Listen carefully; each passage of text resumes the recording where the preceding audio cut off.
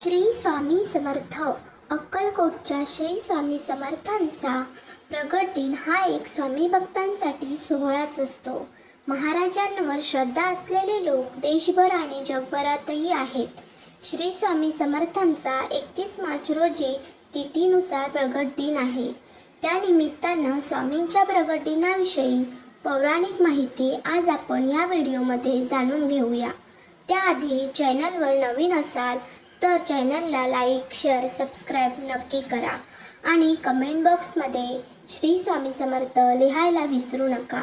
श्री स्वामी समर्थ अर्थात अक्कलकोट स्वामी हे 1856 मध्ये अक्कलकोट येथे अवतरले असे सांगण्यात आले.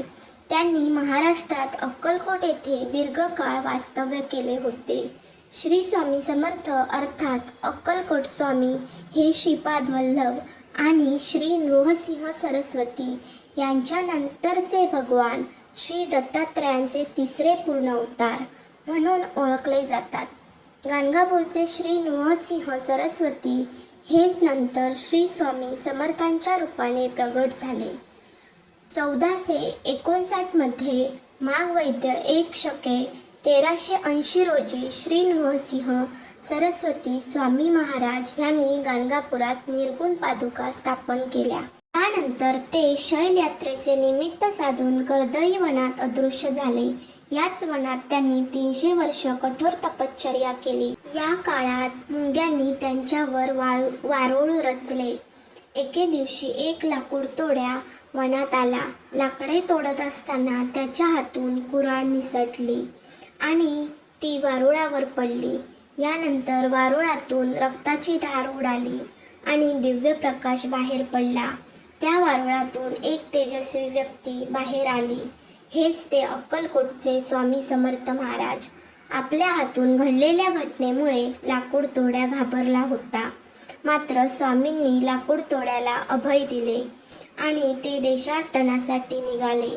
देश फिरून ते शेवटी मंगळवेढ्यातून अक्कलकोटमध्ये दाखल झाले असे सांगितले जाते.